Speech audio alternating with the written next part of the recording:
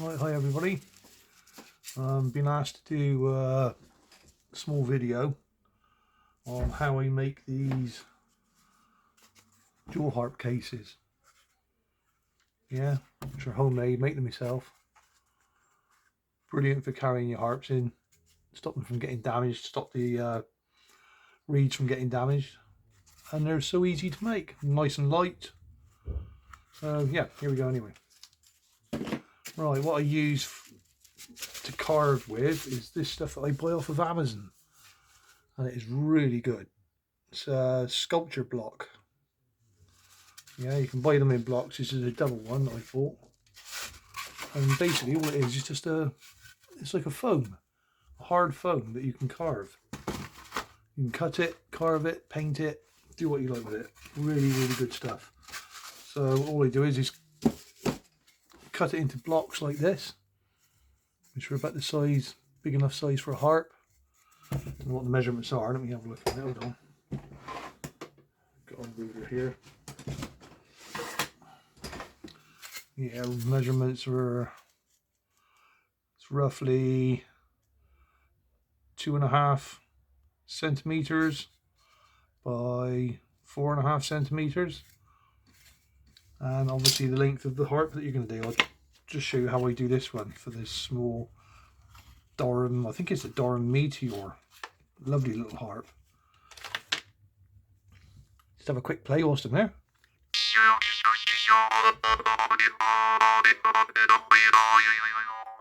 Yeah, nice little harp. Anyway, let's get back to it. How I start off is to draw around the harp, put it on the block,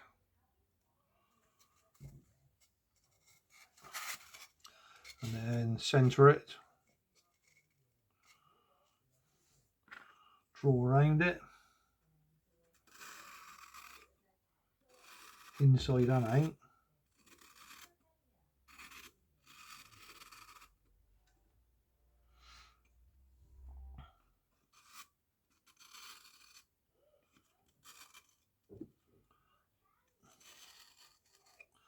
So this basically gives you your basic shape for the harp.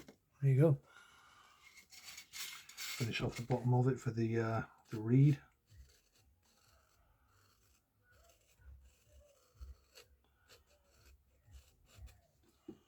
That's it. And then from there, I use this saw. It's only like a crafter's saw, really. Nothing special. The other tools I've got are like an X-Acto knife or a modeler's knife, just to cut the blocks with. A spike that I use for lining the holes up when I come to do the holes for the pull string. Another little, it's like an offset chisel. I don't know if you can see that. I don't know if I can without it going blurry. But it's like an offset chisel blade on there, which I use for carving out. And this little gadget here, which is a little file. It's like a little round file. Yeah. Or you could use anything like that. Right.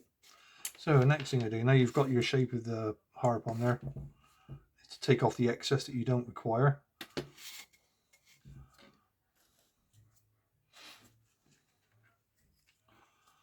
So let me just have a look at that a minute.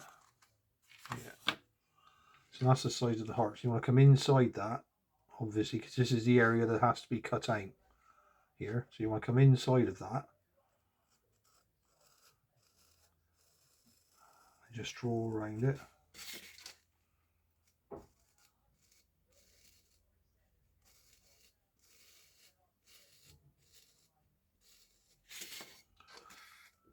So I'm rushing this one just to cut down on the time that I have on there.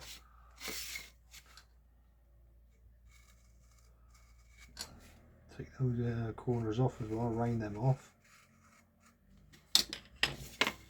Right, so you just take that excess off.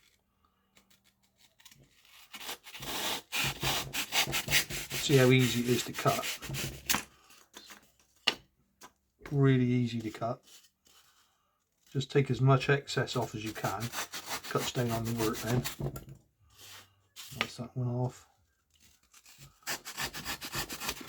That's that corner off.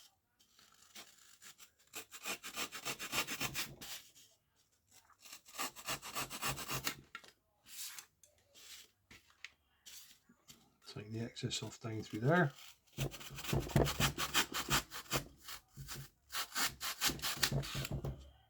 And the same that side.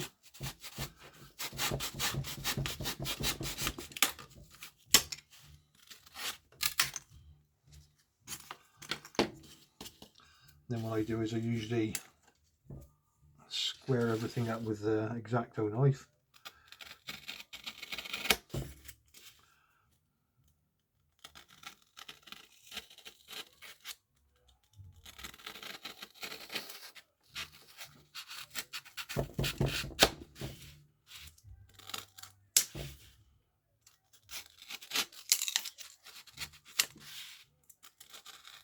Just take all the excess off with the knife.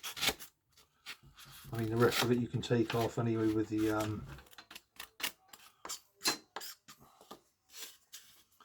sandpaper when I sand it. So that's another good thing with this, you can sand it off as well. You can see how easy it is to carve. It's dead easy. It's just like carving a soft wood, like a balsa wood really. Right. Then I usually use an old block that I had left over, bit of sandpaper, just a smooth sandpaper really, in the block. Round off the edges. Take it back to your lines.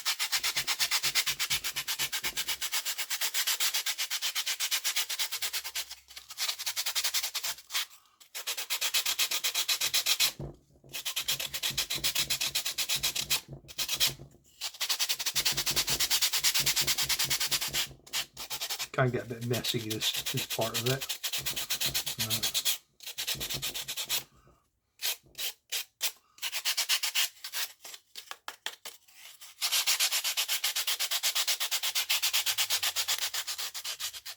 It just gives you a nice basic shape. Like I said, it's so soft.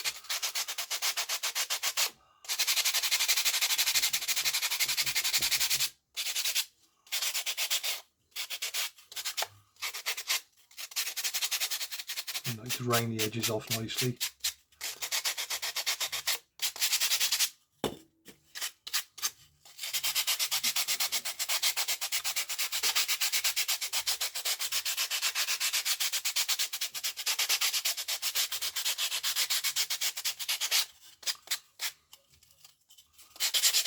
Round the corners off. Just makes it nice, you know, feels nice with the handle when the corners are rounded off on it.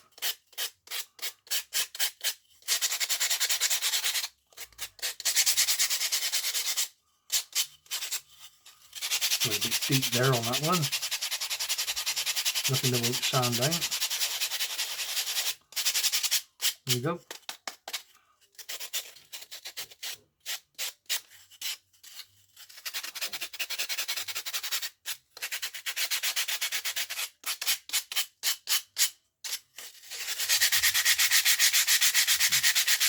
Smooth the bottom off.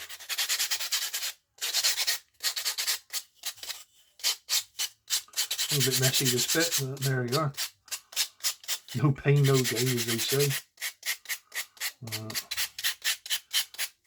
It's well worth it because they make such lovely cases. Right, that's that done.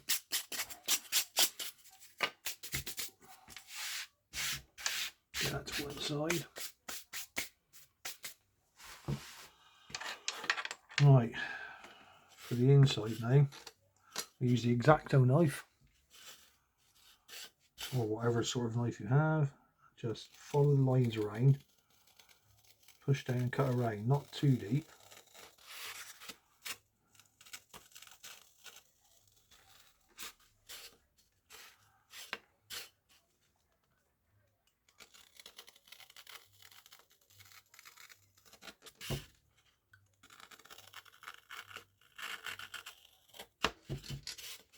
So easy to cut this stuff as well. Like I said, it's just like using a balsa wood really.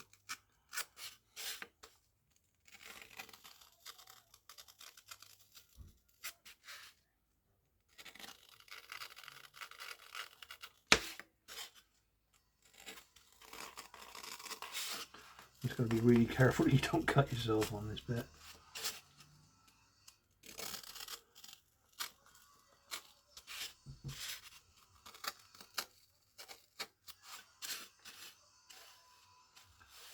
Right.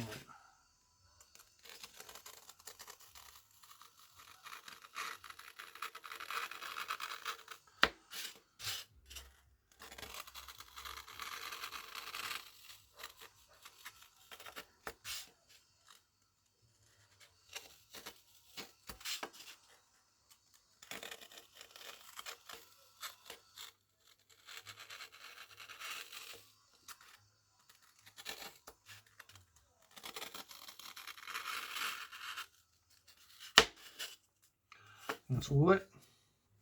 And then what I do is I take the largest part of it out with the knife, the X-Acto knife, and start carving into it now.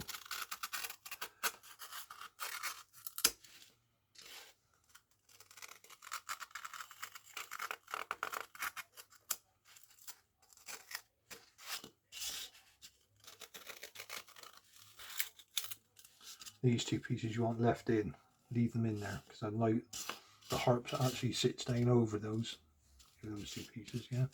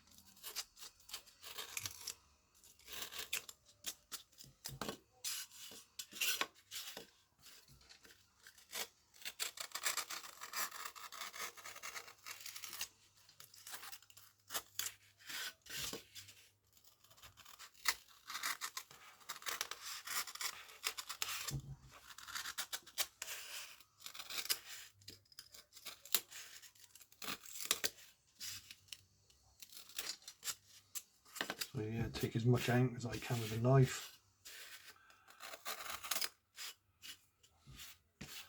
Once you've got your basic shape there, like that.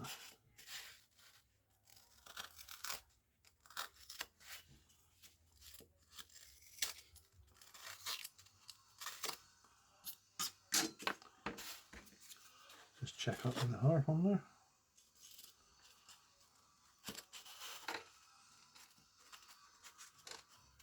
It's looking pretty good. And I use the offset chisel like one, just to chisel out a bit deeper.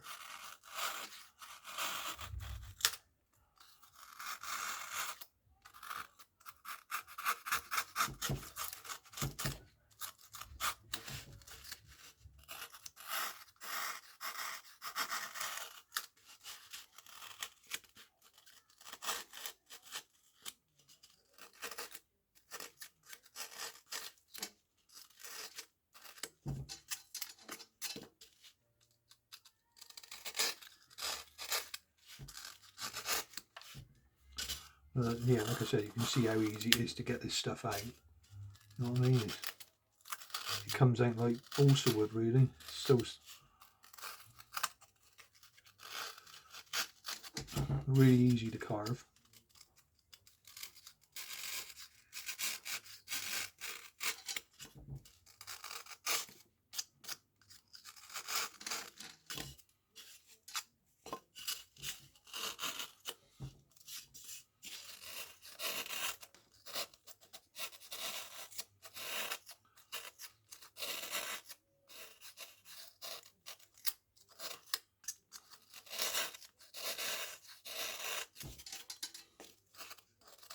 It's just a matter really of just carving it so you've got enough out so that your harp sits down nicely in there. Another way I do it as well, once I've got down a fair way with it, is just scrape it. Yeah, that like sands it out. Obviously I'm not taking much time with this because I'm trying to cut down on the length of the video, but if you've got more time on your hands, you can, you can do it better than I'm doing it now. But anyway, this gives you a gist of it, yeah? So you basically do that.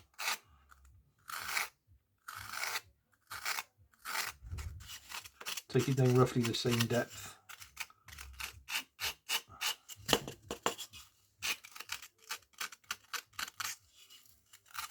All the way around.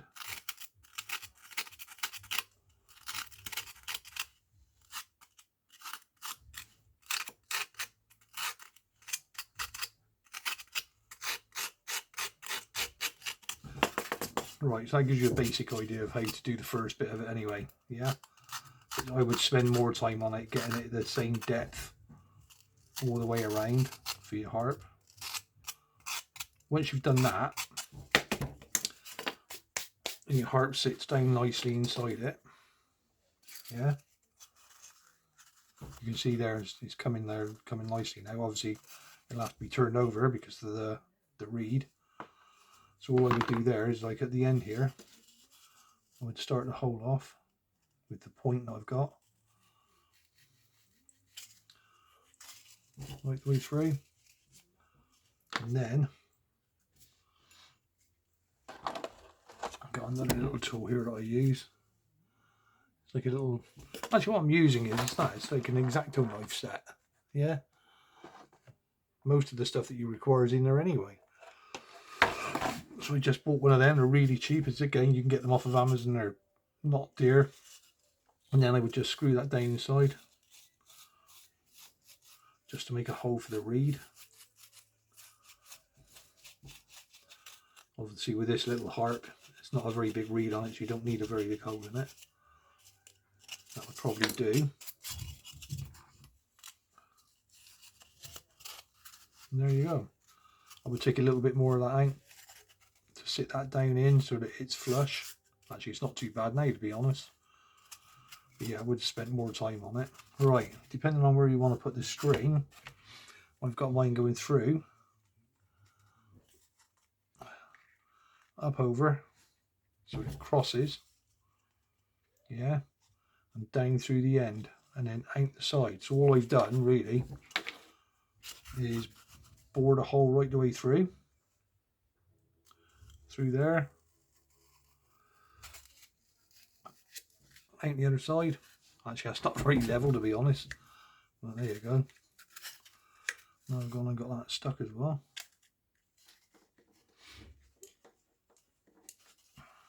Bear with me.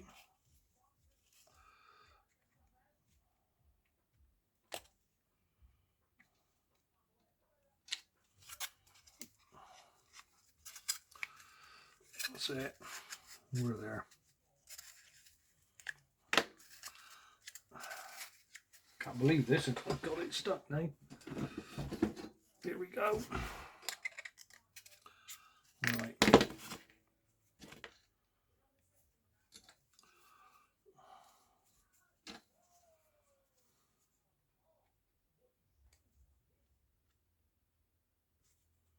I'll leave that to one side, don't need it anyway at the moment.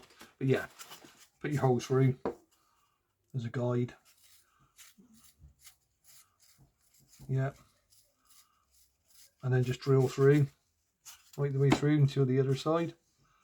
So you can thread your leather lace through, or whatever you're putting on there. And then what I would do is with the little file, where it comes out and crosses over, I would just file a groove in there. Put a groove in that bit. A groove in that bit.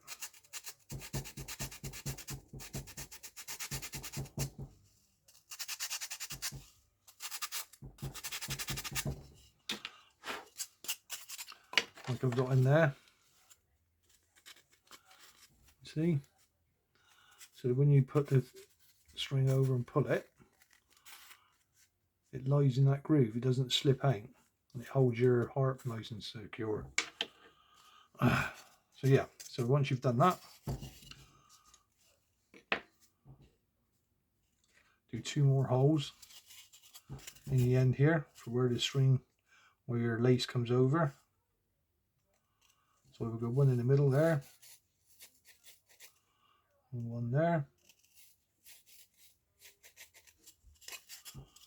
1 on the top,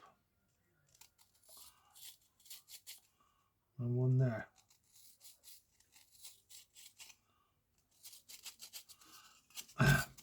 And I go at an angle then. Yep. Up through an angle.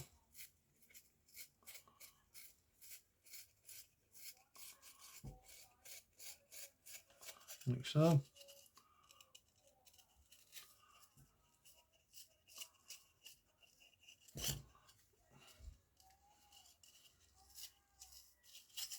Until you meet up,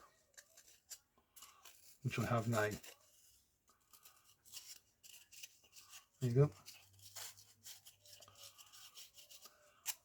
Do the same on the other side, on that side. So your string goes through, over, down through and out. Like that. Yeah. So that's that bit done. That's basically your harp case done then. Then it's up to you how you want to decorate it. And like I said, I just use a little tiny file. You can use a little hand file, a wood file, anything, but it's, you know, as long as it's got a nice not too coarse a file on it. Yeah. And then I just file out patterns on like so. Any pattern you want. Yeah. Same on the back. You can put whatever design you want on the back. That is my star sign, Leo. I don't know if you can see my initials on there. Here, AB and Leo. And then any design that you want. Then when it comes to painting it, what I use is ordinary acrylic paints. What have I got in here? I just use ordinary Galeria acrylic paint, any acrylic paint to do. I give it 2 coats, give it a base coat. So I got a base coat on there of like terracotta. So I put 2 coats of terracotta on there. The reason for that is I find that the acrylic paint soaks in to the foam, and that not only adds colour to it, but also adds strength to it as well. It makes it a little bit harder. So put 2 coats of terracotta on, or whatever colour you're using. Yeah. Let it soak in, let it dry right out. And then what I do is, for the top coat, for this area here, to make it look like stone, I usually squirt out a little bit of, you know, so I've used terracotta on the bottom, so a darker one on the top. I can't remember what this was. I think it was sienna, raw sienna on the top. So we just squirt out a bit of raw sienna on the top. Onto sorry, not on the top. Onto an old plate that I have, a paper plate. And then dip your brush in, and don't paint it like this, the top coat, yeah?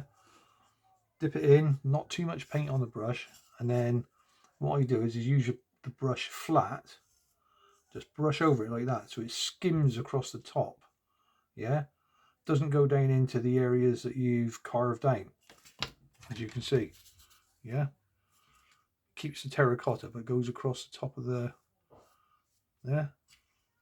And not too much of it, so it looks like stone. So some of that terracotta, look, you know, it shows through, yeah? Makes it look like stone, yeah? But it's so light, it's unbelievable. So yeah, then I give it 2 coats of acrylic varnish, yeah, matte acrylic varnish. 2 or 3 coats of that, again, hardens it up, yeah, and it protects it a little bit as well. But they're brilliant. They're so good for carrying your harps in. Yeah, cost pence to make out of those 2 blocks that I showed you first. I expect you could get 10, 15, if not more than that, harp cases. Yeah, that's one. That's another one that I've made for the Glazerin star. Yeah, used a different colour acrylic paints on that one. I think that was raw umber and terracotta on that one. And I just used leather. I can't find it here, and I did have it here. But it's a roll of leather lace, like shoelace I bought. I think it was about £6 or £7. And an old necklace that the wife had with some beads and that on it. So I've just used the beads from the necklace on there just to tighten up on the cord. But yeah, same again, it's the star, Glazerin star, so I've used the star sign. And yeah, that's the other one that I done from the other Durham. But yeah, and 2 Celtic signs on the back, rune signs. And that's it, that's basically it. Okay, hope that helps a little bit, saves you a bit of money as well, and it's enjoyable to do. It's good fun. Okay, cheers then, bye bye.